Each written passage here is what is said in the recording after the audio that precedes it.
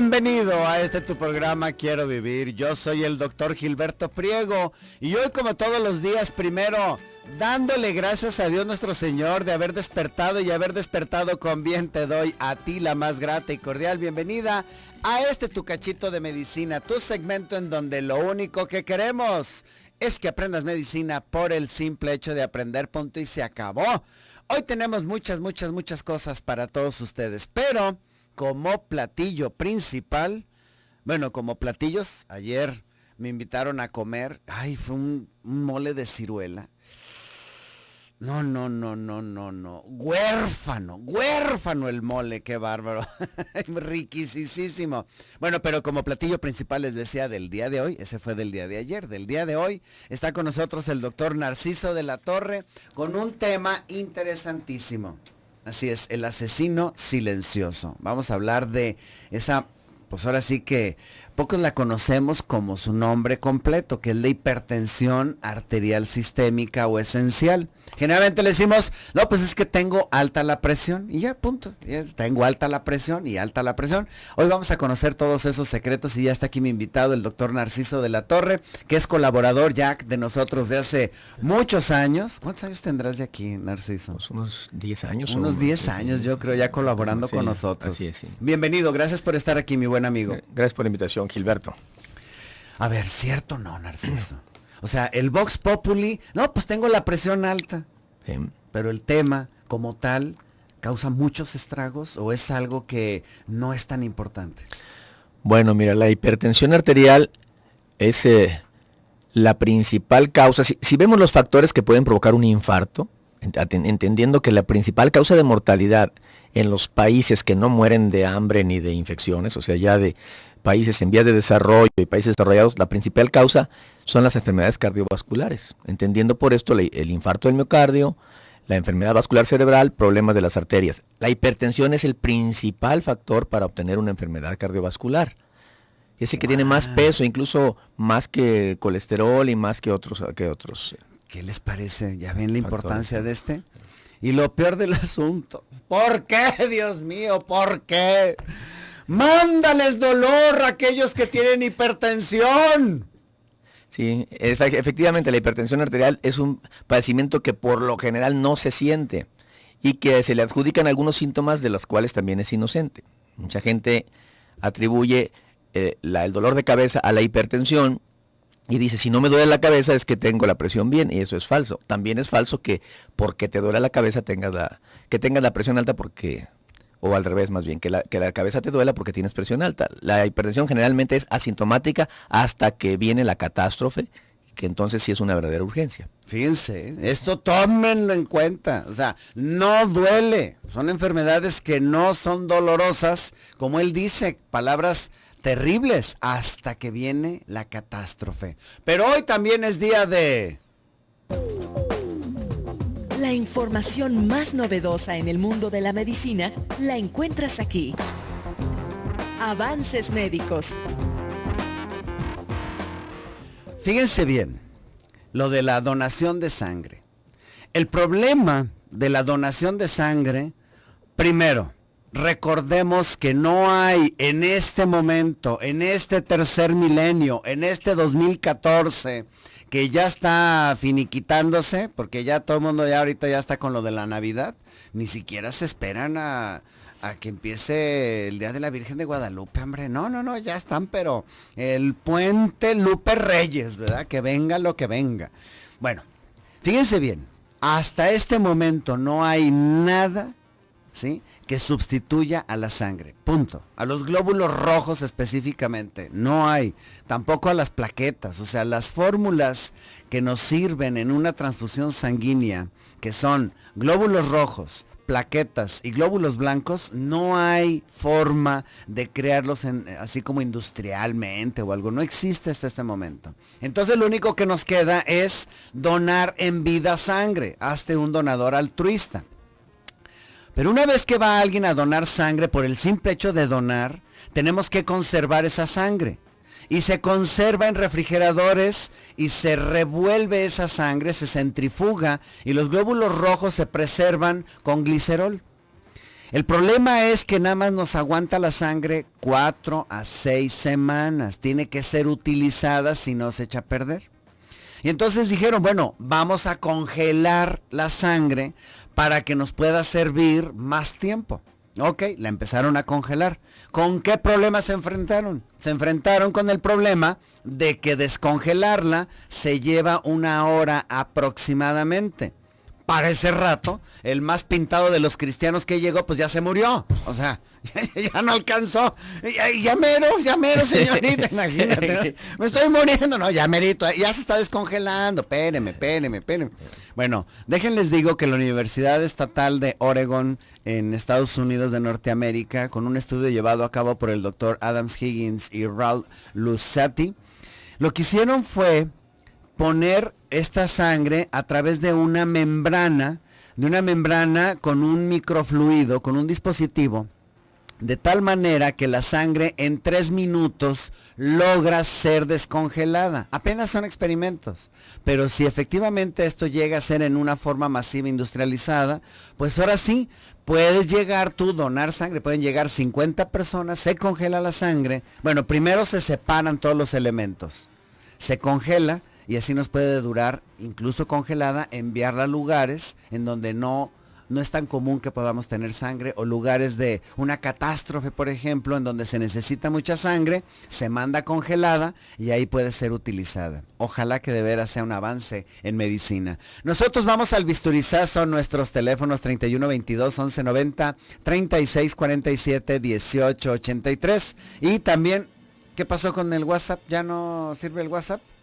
Ahorita no, bueno, como que algo le pasó. Vamos al bisturizazo. Sí, algo debió haber. Siempre pasa algo, como dicen los japoneses, algo siempre se explica. Austin, Texas, te quiero escuchar a través del 105.1 FM Radio Mujer Austin, Texas. ¡Vámonos!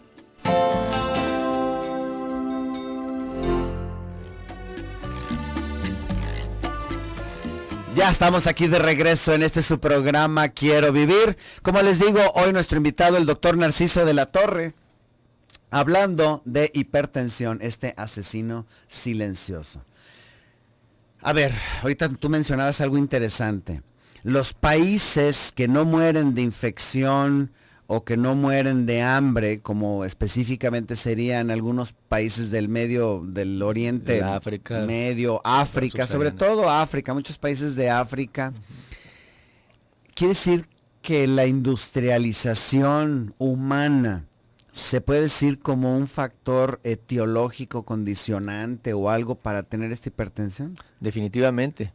Si vemos el mismo mapa de la República Mexicana, el porcentaje de hipertensos es muy superior en el norte del país que en el sureste. Entonces, sobre todo las razas indígenas, curiosamente tienen mucho menor hipertensión. Y se ha visto, por ejemplo, en los japoneses que emigraban a Hawái tenían mayor porcentaje de hipertensión y de infarto que los que vivían en Japón. Y los que emigraron a Nueva York tenían más hipertensión e infarto que los que vivían en Hawái y que los que vivían en Japón, siendo la misma raza. Quiere decir que sí hay un componente cultural, sobre todo el estilo de vida occidental, que es sedentario, con una gran cantidad de alimentos industrializados y un estrés excesivo, que hace que las arterias reaccionen, las arterias se encojan y aumente la resistencia al vaciamiento de la sangre, que a fin de cuentas es lo que hace la hipertensión arterial. ¿Sabes qué se me figura en nuestra sociedad occidental? Que yo, bendito sea Dios, he logrado dominar eso de tener el estrés de hacer el montón de cosas.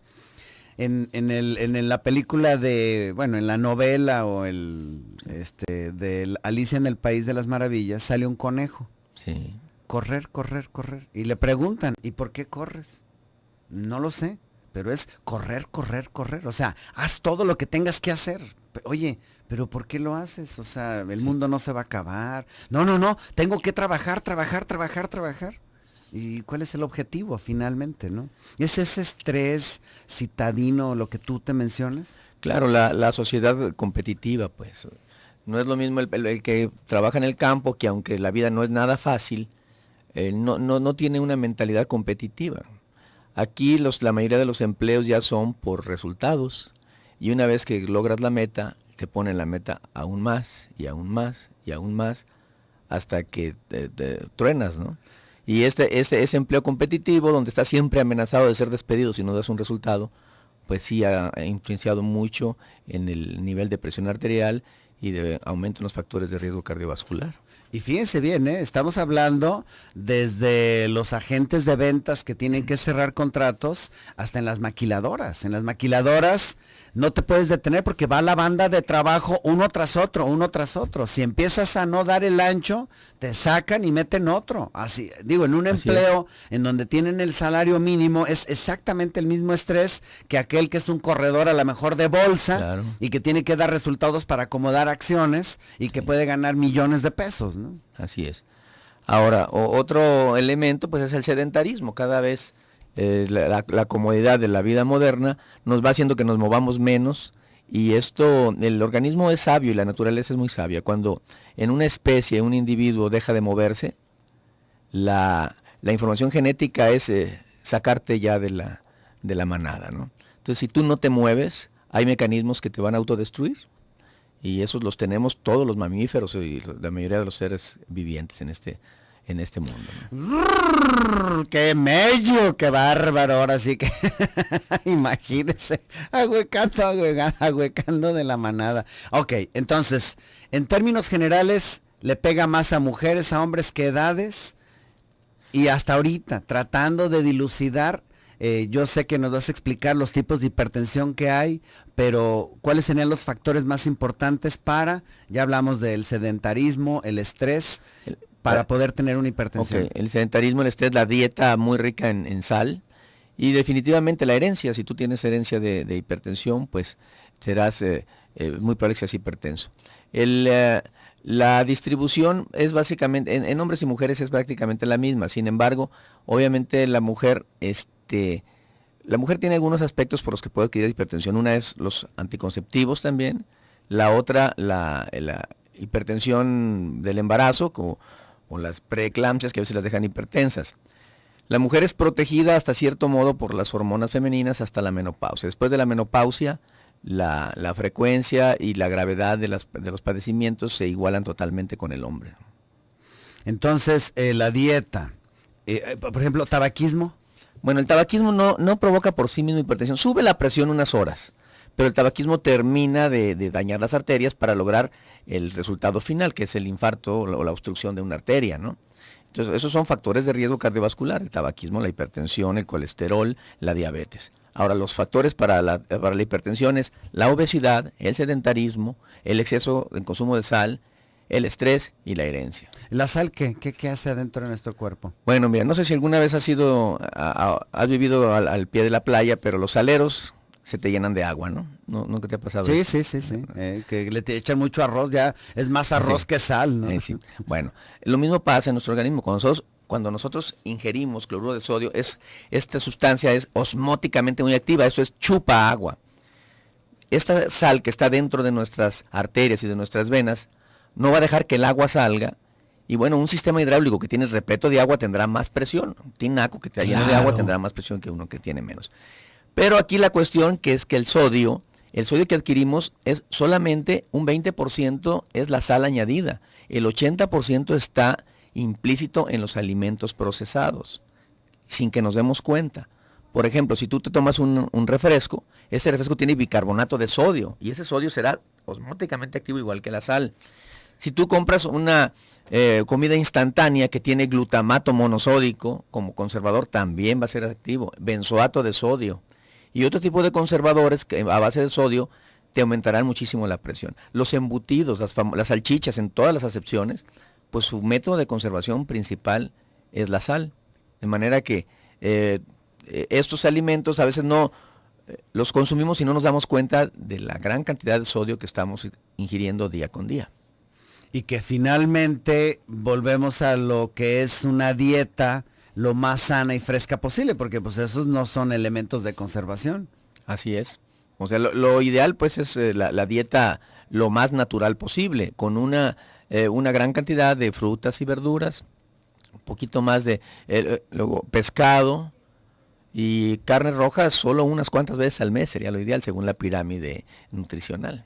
Que sabe bien rica la carne roja, Bueno, pero al mismo tiempo todo lo... Digo, es que la vaca aguanta todo. Claro. Y en cambio los otros, pues no, en el proceso si le quieren meter muchas cosas se muere. Así es. Ok, entonces, la hipertensión, grupos de edades, ¿le puede dar desde los niños o eso no es común? No es común, pero claro, cuando a un niño está hipertenso tiene causas congénitas. Las causas más importantes es la coartación aórtica. Hay que ver, hay hipertensión que se llama esencial, que es donde no hemos sabido todavía cuál es la causa, sabemos el mecanismo, pero no sabemos por qué se desencadena ese mecanismo.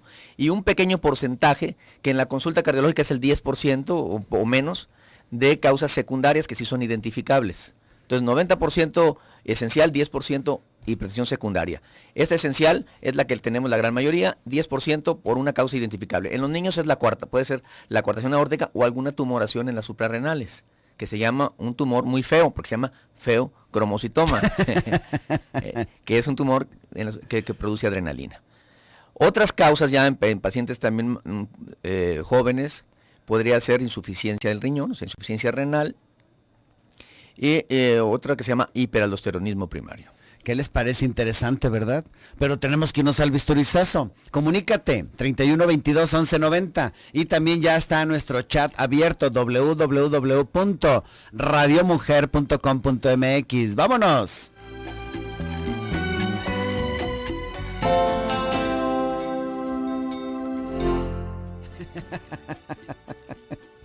Acuérdate que la vida es muy corta. Ríe, sonríe. No te involucres con la negatividad de las personas. Tampoco te involucres con lo que hacen a veces las personas en una forma tonta que tú lo puedes sentir como algo personal. No vale la pena que te inmiscuyas en problemas, sobre todo viales, no vale la pena, de veras. Si no los educó su papá y su mamá, ¿tú crees que tú los vas a educar? No, punto. Hay que poner límites, pero no te involucres. Y la mejor forma de no involucrarte es no jugar competencias cuando vas manejando. Este se me va a meter, no lo dejo. Este de acá, no, tengo que alcanzar el siga. No. Tú tranquilo tu camino y tú sigue tu rollo, escuchan los programas de radio de cultura y no te inmiscuyas. Porque además, pues tenlo por seguro que te sube la presión con un enojo, ¿no? Claro, definitivamente. ¿Verdad? De hecho, ahí vas en el tráfico y de pronto alguien se te atravesó y sacas medio cuerpo y le mentas la madre y entonces eso sí. Bueno, esa gente, esa ¿no? Personalidad agresiva definitivamente que tiene un peor pronóstico. Y muchos de los infartos dan también en un episodio de coraje, una intensidad emocional, porque la presión sube de repente y la placa de colesterol que está en la arteria se desprende, sangra, se coagula y ahí viene el infarto. ¿Sí? Tómala, campeón. Oye, hablando de hipertensión, ya ahora con tanta medición y con tanta cultura médica, las personas ya entienden un poquito mejor lo que son las cifras que hay que tener. Sí. Y ya hasta las campañas, digo, nadie da paso sin guarache. Claro. Las compañías que fabrican estos instrumentos para tenerlos en casa, no, chéquese la presión, chéquese, compre mi aparato, es el mejor. Pero finalmente repercute en que tengas oportunidad de checarte la presión. Sí. Y a veces como que no comprendemos nosotros los ciclos de presión. A mí me gustaría que nos dijeras, esto es lo normal, sí, esto sería como, en el día puedes tener altas y bajas, pero debes de tener estos límites. Sí, el hombre no es una máquina, o sea, es una máquina perfecta, pero una máquina flexible. No es como un coche que debe tener determinada presión el motor exclusivamente y en forma sostenida. Nuestra presión sube y baja todos los días y a cada momento del día. No es la misma presión que necesitas tú estando parado que estando acostado, o que estando sentado, o corriendo. De manera que si nosotros hacemos una curva, nuestra presión al levantarnos sube abruptamente, después va dando pequeños bajones, pero siempre la siguiente va siendo un poquito más alta que la anterior. Más o menos como hasta las 6, 7 de la tarde vienen los máximos y luego empieza a descender. Muchas personas se angustian, sobre todo cuando acaban de adquirir su aparato para tomarse la presión y tienen la percepción de que la presión debe estar estática y que siempre debe ser 120/80. Eso es falso. Solamente un muerto tiene la presión estable. Un ser vivo tiene su presión cambiante. De manera que nosotros usamos ahora cada vez más los promedios de presión. Ya sea que el paciente tenga una bitácora donde apunte todas las presiones que se toman en diferentes horas, o bien que hagamos nosotros el monitoreo ambulatorio de presión. Las cifras han ido cambiando con el tiempo. Todavía cuando yo estudiaba medicina, los estudios que se hacían para comprobar la eficacia de los antihipertensivos tenían como una límite del 160 de sistólica. Después fueron viendo, oye, pues los de 150 viven más que los que tienen 160, bájale y bájale. Ahorita la definición de hipertensión arterial es hasta 140 la de arriba y hasta 90 la de abajo. Arriba la sistólica, abajo la diastólica. Y en autotoma en el domicilio 135/85, más o menos ese es un punto de corte que nos ayuda. No es algo absoluto, porque bueno, la medicina no es dicotómica en el sentido de que si tienes 139 estás bien y si tienes 140 estás mal. ¿No? Hay un continuo, pero más o menos las compañías de seguros nos han ido ayudando, porque ellos sí se preocupan mucho de ver hasta qué nivel una hipertensión puede acortar la vida de un individuo, porque para ellos significa algo económico. Los médicos, bueno, aprovechamos esa información también y nos hemos unido a veces en protocolos de estudio para ver cuál es la presión óptima. La óptima de 120/80, bueno, pues es la que tuvimos cuando teníamos 15 años, pero es como querer tener la misma piel de los 15 años o el mismo pelo de los 15 años, es imposible. Ahora, en un paciente ya de la tercera edad, sobre todo más de 65 años, todavía 150 de sistólica podría ser aceptable. Porque se endurecen con los años las arterias. Así es, las arterias son tubos elásticos que en cada latido se expanden y luego se vuelven a retraer, se expanden y se retraen. Pero cuando vamos creciendo, esas arterias ya no se retraen. Son tubos rígidos. De manera que una persona más grande podemos ser un poquito más consecuentes. Además, el paciente ya mayor puede tener alguna obstrucción en las carótidas, en las arterias que llevan sangre al cerebro, de manera que puede necesitar un poquito de más presión para que alcance a llegar esa sangre a órganos vitales importantes como es el cerebro. Por otro lado, otra cuestión es hay gente que piensa que la presión baja es una patología semejante, y no, esto es otra cosa también totalmente diferente. La gente que tiene presión baja pues es un trastorno de la regulación del sistema nervioso, y generalmente eso no incide en la duración de la vida. Es cierto que aquel que tiene menos de este parámetro de 120/80, por así decirlo, sí, que dice, no, pues mi presión es 110/70, no es patológico, o sea, no es enfermedad, oiga, se marea, le dan vértigo, no, yo trabajo perfectamente. Ya está bien, no tiene por qué tener más. Si esa presión es suficiente para que llegue la sangre a sus riñones, a su cerebro y a su corazón, es suficiente. Ahora ya el que se está desmayando, bueno, pues sí puede tener algún trastorno en la regulación, que generalmente es cuestión del sistema nervioso y que hay que atenderlo por varios frentes. Ahora, a mí me ha tocado, yo soy gastroenterólogo, cirujano gastroenterólogo, entonces yo tengo ahí el aparato de la presión a la vista.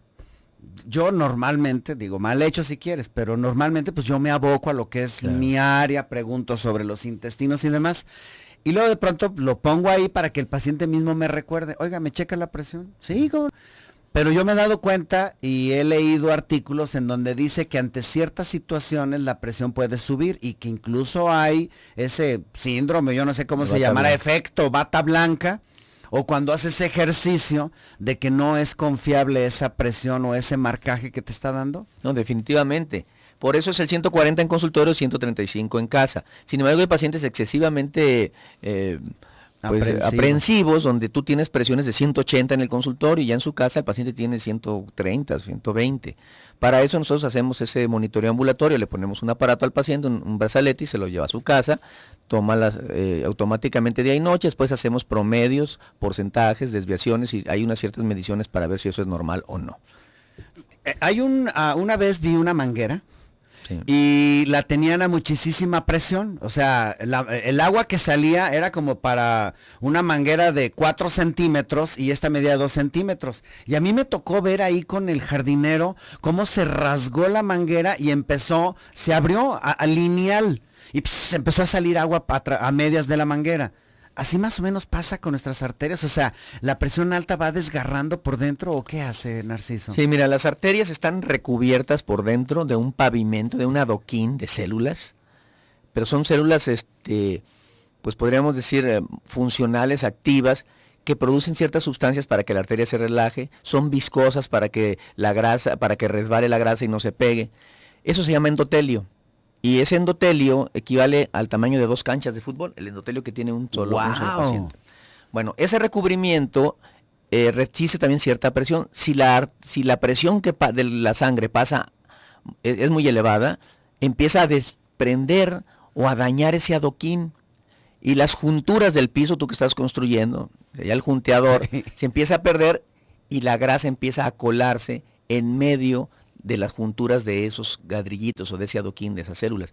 De manera que esa presión daña el endotelio y mete a presión la grasa entre las capas, entre la pared de la arteria, la cual se va abultando y va hinchándose de manera que obstruye el área o la luz del vaso.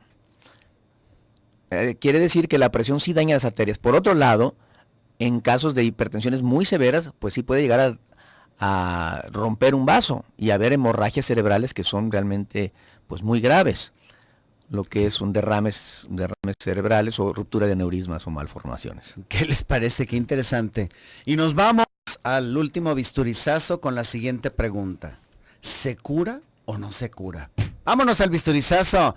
El chat está abierto, www.radiomujer.com.mx.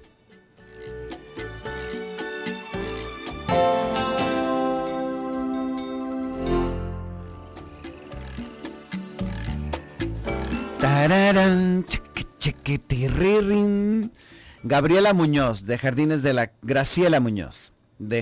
Cruz. ¿Cuáles son los factores que influyen en la presión arterial? Ya no lo mencionó nuestro invitado. ¿Y cuáles son cómo funciona el medicamento Domepecilo? ¿Tú lo conoces? Domepecilo, pero no es para la presión arterial. No lo conozco. Los factores para la presión ya dijimos: obesidad, sedentarismo, ingesta de sal, herencia, estrés. Celina Mora de Miramar, si a una persona se le queda un catéter en una vena delgada, ¿qué pasa? Un catéter en una vena delgada. O sea, sí, porque le están poniendo soluciones, generalmente los catéteres en las venas, va a ser el tamaño de la vena lo que resista el paso de las soluciones. Pero en términos generales creo que les dejan el catéter 3 días o 4 días. En las venas periféricas. No es subclavio. Cuando un paciente ya no tiene venas periféricas, porque al pasar las sustancias dañan las venas, entonces, y que hay que seguirle poniendo medicamentos, sangre, qué sé yo, lo mejor es poner un catéter que va directo al corazón, un catéter central, que hay varias vías. Bueno, hay 2. Puede ser subclavio o yugular. Generalmente ponemos un subclavio. Pero la vena, conforme se va dañando, es porque los medicamentos irritan. Hay medicamentos muy ácidos, hay medicamentos que tienen que pasarse en forma lenta y demás. Y claro, la vena se va dañando. Adriana de Seattle, Washington. Ay, saludos. Tengo problemas de cálculos en el riñón y en la vesícula. Este problema comenzó desde mi primer embarazo a los 16 años. Tengo actualmente 37. No los hago muy seguido en este periodo. He llegado al hospital 4 veces, pero he notado que el paso del tiempo es peor, claro. O sea, si el cálculo en el riñón te está obstruyendo las vías urinarias, te puede dañar permanentemente el riñón. Hay un medicamento que, no está demostrado nada que desbarate piedras, ni mucho menos, pero este medicamento, los estudios demuestran que te puede evitar la formación de piedras y te puede ayudar a desbaratar las piedras. Nada más, yo no sé si haya en la Unión Americana. Aquí en México se llama Uroclasio NF. Y se toman 5 mililitros 2 o 3 veces al día. Y se tiene que tomar en forma permanente, además de cambiar la dieta. Y en cuanto a la vesícula, no hay hasta este momento nada que desbarate las piedras por arriba de medio centímetro. por arriba de medio centímetro, con síntomas de dolor, no hay tratamiento más que la cirugía. María Rodríguez de Atemajac, mi hija tiene 30 años, le ha dado vértigo últimamente, le hemos sacado la presión y sale 90-68 y lo más alto 104-70. ¿Se deberá su vértigo por la presión o a qué se deberá? Ella no padece ningún mal en el oído interno. Bueno, se puede tener vértigo por causa auditiva y tener también hipotensión. Aquí lo indicado es hacer un monitoreo ambulatorio de presión arterial y ver exactamente qué presión tiene durante el episodio de vértigo. Sí hay mareos debidos a hipotensión, pero no podemos darlo por un hecho, de manera que sí es conveniente hacer un monitoreo para poder establecer relación de causa-efecto. Ok, ahora viene la pregunta con la que nos fuimos. ¿Se cura? No se ha encontrado una cura contra la hipertensión. Solamente podemos... A ver, categórico. Así es. No hay, digo, porque la otra vez me tocó ver una camioneta con un anuncio, ya no gaste dinero, compre mi producto y cúrese de la presión arterial, una camioneta que anda en la ciudad. Eso es un delito de hacer una mentira de esa naturaleza con tanta trascendencia, porque si un paciente suspende su medicamento por hacer caso de eso, se expone a una crisis hipertensiva que puede ser incluso fatal. No hay una cura. Hay pacientes que tienen hipertensión reactiva en las primeras etapas, cuando están muy nerviosos, y que cuando pasa el evento estresante, la presión se les normaliza. Pero esos pacientes, por definición, no han sido hipertensos ya declarados como con hipertensión sostenida. Entonces, los pacientes tienen que tener un tratamiento efectivo de por vida. De por vida, claro que sí. Sí, mira, es que ¿sabes qué? Pasa lo siguiente. No, doctor, yo creo que ya tomé mucha medicina, tengo 3 meses tomándola, ya me checo la presión y ya la tengo bien. Claro. Entonces voy a descansar, así dicen. Claro. Voy a descansar porque es mucha medicina. Va a estar muy cansado. Mire, sí, efectivamente, hay gente que dice, es que me enfermé de la gastritis y suspendí la de la presión, en forma así totalmente unilateral, toman esa decisión. No, la presión debe controlarse toda la vida si es que toda la vida quieres cuidarte. En el momento en que ya definitivamente tu salud no te importe, puedes suspender el tratamiento. Claro que hay que estarlo monitorizando con un médico competente, idealmente un cardiólogo que esté viendo que no haya efectos secundarios del medicamento, que el nivel de presión sea el adecuado y que no haya factores de riesgo añadidos. Y luego la historia de lo que es los tratamientos para la presión arterial, ¿no? La historia tan padre. Yo recuerdo de la planta la reserpina. Sí, claro. Que empezó, a ver, platícanos. Sí, los alcaloides de la Rauwolfia. Sí, es un medicamento que actúa en el sistema nervioso central y que se utilizó mucho tiempo combinado con un diurético, el llamado higrotón reserpina, que ahora ya no existe. Ya se ha superado, pues, ha habido medicamentos con perfiles mucho más benignos. Esta reserpina era un medicamento que actuaba en el sistema nervioso central, pero tenía como un inconveniente la depresión y tendencias suicidas en los pacientes. Eso ya hace mucho que no lo usamos. Yo creo que hace unos 30 años que no lo usamos. Cuando piensas tú a mí me parece fabuloso la forma como han ido descubriendo todos los factores y las sustancias, que la angiotensina y que el angiotensinógeno y todo, con esa cascada, y que cada día descubren medicamentos que van actuando más en lo profundo o en la cascada inicial de la hipertensión. Claro, inicialmente no teníamos más que diuréticos mercuriales, se les inyectaba mercurio para bajar la presión, eso pasó de moda, después fueron ya diuréticos de otro tipo. Posteriormente ya vinieron los inhibidores del calcio, ya que el calcio contrae las arterias, y hubo medicamentos, todos los que terminan en dipino, que dilatan las arterias, y el parteaguas fue el advenimiento del captopril, que viene nada menos que de un veneno de una víbora, de la Botrops jararaca, una víbora del Amazonas, que mata con hipotensión, o sea, te muerde la víbora y te baja la presión a cero y te mueres. Entonces se utilizó ese efecto y de ahí vino el captopril y todos los derivados. Estos actúan en una enzima que se llama convertidora de angiotensina. Angiotensina es la hormona más vasoconstrictora más potente que existe. Y que esta angiotensina se produce una sustancia que se llama angiotensinógeno que va a la sangre, y luego una hormona que se llama renina que se produce en el riñón, la desdobla de angiotensinógeno, angiotensina 1, y luego en el pulmón se transforma en angiotensina 2, que es la activa. Angiotensina, vaso sanguíneo, tensina, tensión, ¿verdad? De ahí salió el nombre. Así es, la angiotensina. Ok, luego. Y luego después ya se descubrieron medicamentos que actuaban no en la conversión de angiotensina 1 con angiotensina 2, sino en el receptor directo de la angiotensina en la célula muscular de la arteria. Que ya vinieron todos los que terminan en sartán, siendo el losartán el prototipo de todos ellos. Posteriormente vinieron inhibidores de renina que tuvieron que salir del mercado por efectos secundarios. Y actualmente básicamente estamos utilizando inhibidores de la enzima de angiotensina, inhibidores de angiotensina, ¿cómo se llama? Bloqueadores de angiotensina, diuréticos y calcio antagonistas. ¿Qué les parece? Qué interesante, ¿verdad? Vamos a aprovechar para que nos dé sus teléfonos de contacto. Recuerden que el doctor Narciso de la Torre es cardiólogo, de los mejores que tenemos en la ciudad. ¿Tu punto de contacto? Sí, 3121 1920. Esta pregunta es interesante. ¿Por qué? Porque es lo que les digo. O sea, yo no discuto en absoluto con la medicina naturista. Aquí viene esta pregunta de la señora Mari. Mi esposo tiene presión alta, pero él se la cuida con homeopatía. ¿Qué opina? Dios mío. Que vaya con un especialista en hipertensión. Yo supone que soy de eso.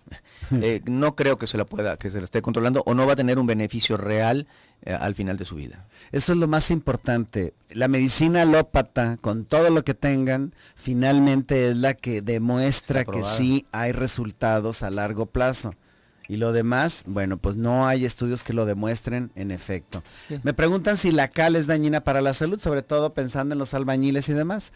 Que la aspiren, pues qué tanto puede ser, ¿no? Pero pues que se pongan su protector. Pero sobre todo a nivel local, pues reseca mucho las manos, reseca mucho la piel y tienen que usar medicamentos. El tiempo se nos fue rapidísimo. Doctor Narciso, muchas gracias. Gracias a ti, Gilberto. Ahí estuvo el buen Toño en los controles, Jesse en el teléfono, César en cámara, Rosy en la producción y un servidor Gilberto aquí en la conducción. Recuerda, si tu médico no cree en Dios, te pregunto qué estás haciendo ahí, cambia de médico. Yo soy Gilberto Priego, nos escuchamos el día de mañana con el tema virus del papiloma humano.